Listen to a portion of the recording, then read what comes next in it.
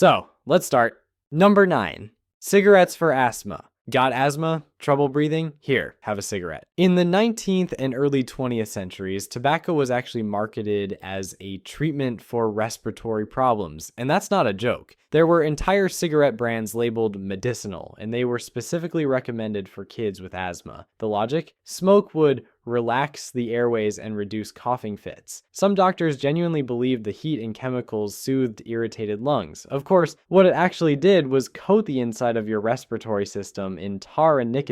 But hey, who needs science when you've got a soothing puff of menthol? Advertisements even showed smiling children enjoying their asthma smokes, completely unaware they were building lifelong dependencies and wrecking their lungs. It took decades, mountains of research, and a whole lot of lawsuits to shift the narrative. But the fact that we once told asthmatics to literally inhale smoke to feel better, that irony still chokes. Number 8.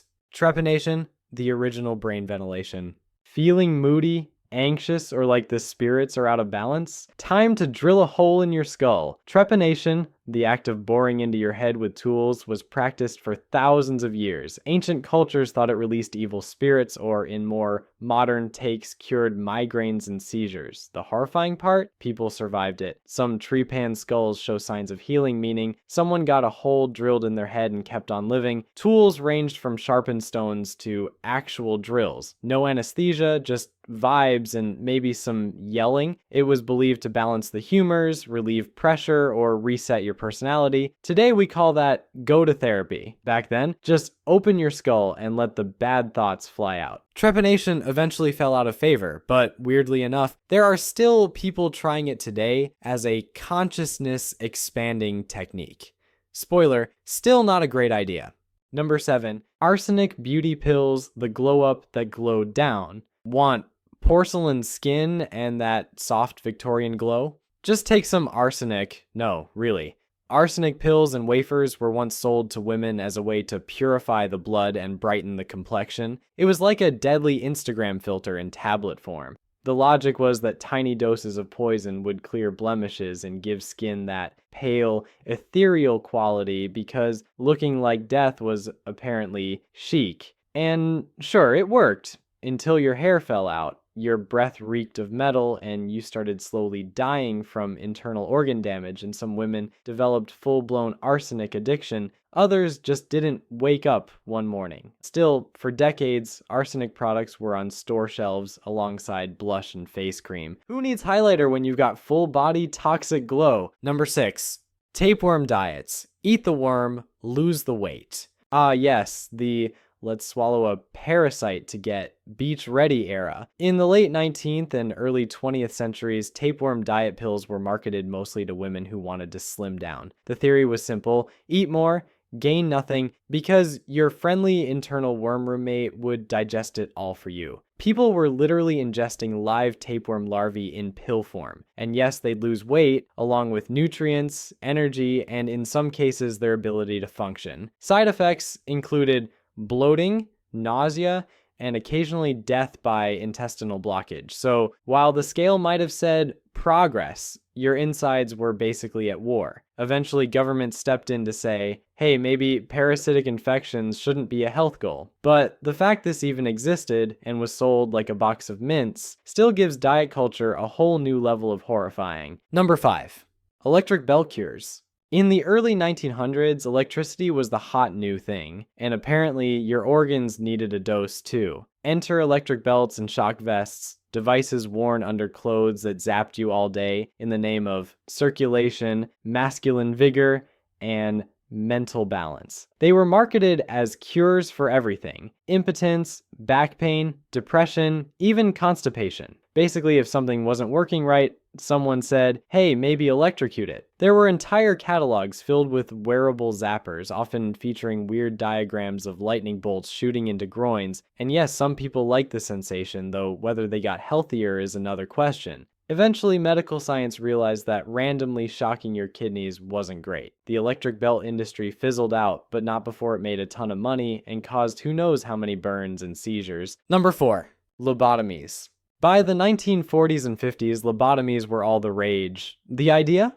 Mental illness was just a matter of faulty brain wiring, so doctors decided to rewire it manually. Using an ice pick-like tool, they'd jab through the patient's eye socket and scramble part of the frontal lobe. It was cheap, fast, and wildly popular. Horrifying, but efficient. The goal was to calm patients with depression, anxiety, or unruly behavior, especially women and children. The result: emotionless, slow-moving, zombie-like individuals who were no longer difficult because they barely functioned at all. Shockingly, the man behind the procedure, Dr. Walter Freeman, toured the US in a van nicknamed the Lobotomobile, performing hundreds of these on the spot. No, seriously. It took decades and a lot of ruined lives before lobotomies were condemned as inhumane. Today, it stands as a dark chapter in psychiatric history, and the fact that it was once a lunchtime medical demo,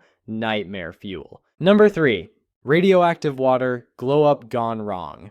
In the 1920s, people were obsessed with radium. It glowed, it was exciting, and it sounded high-tech. So naturally, someone thought, hey, let's drink it.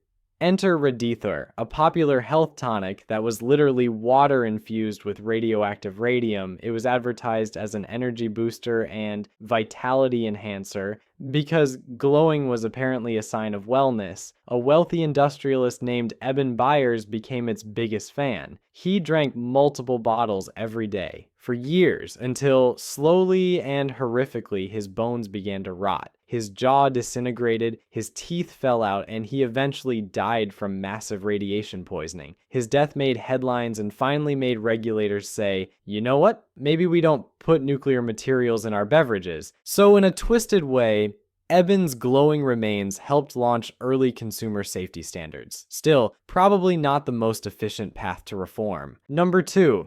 Heroin for coughs. In the early 1900s, heroin wasn't a street drug, it was a brand. And not just any brand. Bayer, the same company that gave us aspirin, was selling heroin as a safe, non-addictive alternative to morphine. It was sold in syrup, lozenges, and even children's medicine. Got a cough? Trouble sleeping? Hyper kid? Heroin had you covered, and people loved it. In fact, the name heroin comes from the German word heroisch, meaning heroic, because users felt unstoppable. Or maybe just heavily sedated. Doctors prescribed it like it was lemon tea, sometimes to kids as young as 5. But then came the obvious: people got addicted fast. Side effects included everything you'd expect from a powerful opiate: withdrawal, dependency, and overdoses. Yet it took years for the medical community to connect the dots. Turns out, heroin's a great cough suppressant, because you're either asleep or just no longer breathing. Number 1. Mercury, the shiny death cure. Once upon a time, mercury wasn't just the stuff inside thermometers, it was medicine. Ancient doctors in China, India, and Persia thought this shiny liquid held the power to balance your body's energies. Later, during the Renaissance, European physicians handed it out like candy to treat everything from syphilis to skin rashes. The fact that it was a heavy metal, apparently just a fun bonus. People believed that if a treatment made you sweat, vomit, or bleed, it had to be working. So mercury was mixed into ointments, pills, and even vapor baths. Imagine inhaling toxic steam in a wooden sauna while being told it was restorative. Unsurprisingly, the cure often killed the patient. But back then, if you died during treatment, they just said the disease was too far gone. Not that the treatment turned your organs to soup.